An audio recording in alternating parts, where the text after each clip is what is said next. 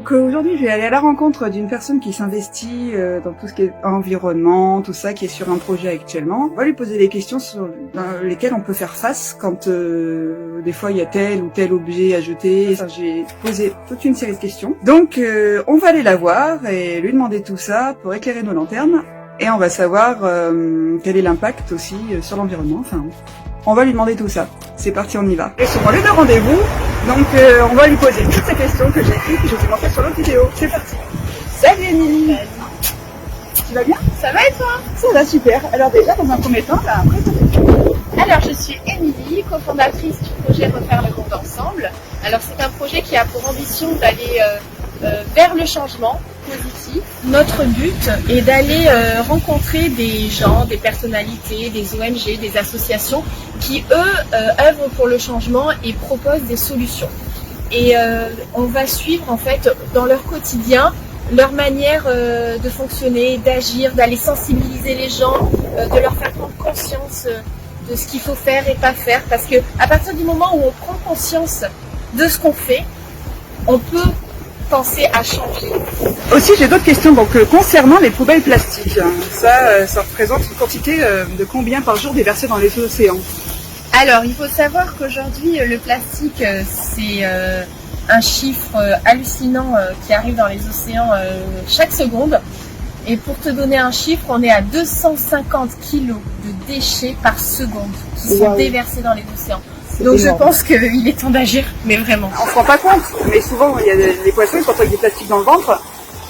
C'est juste intolérable. Ouais, c'est ça. Quand on a disséqué un poisson et on s'est rendu compte qu'il y avait du plastique dans le poisson.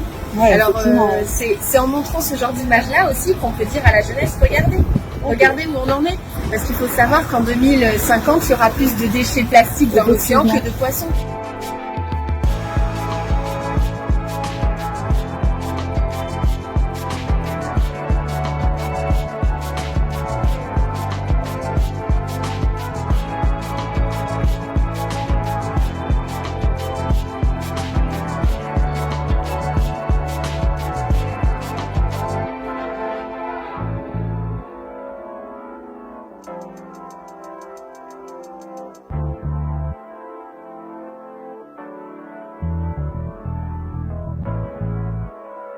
Aussi, j'ai appris qu'un mégot, ça pollue 500 litres d'eau, c'est énorme. Est-ce que tu peux nous expliquer le parcours d'un mégot, parce qu'on dit que ça peut atterrir dans les mers et les océans.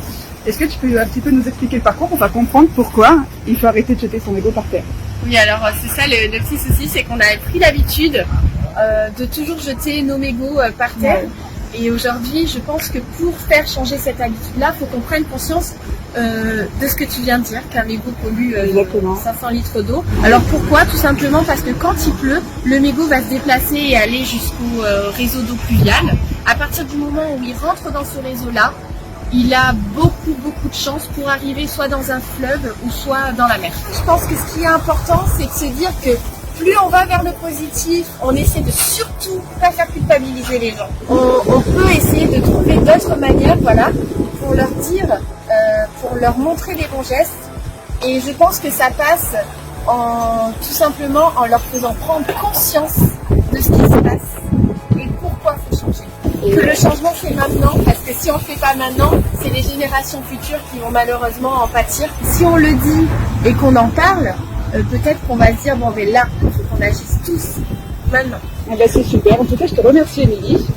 Et donc j'espère qu'on va tous retenir la leçon, en tout cas moi je suis à fond, et tous ensemble on pourra faire de bonnes choses. N'est-ce pas Émilie? Oui. Je te remercie. Merci beaucoup. Avec plaisir. Bye bye.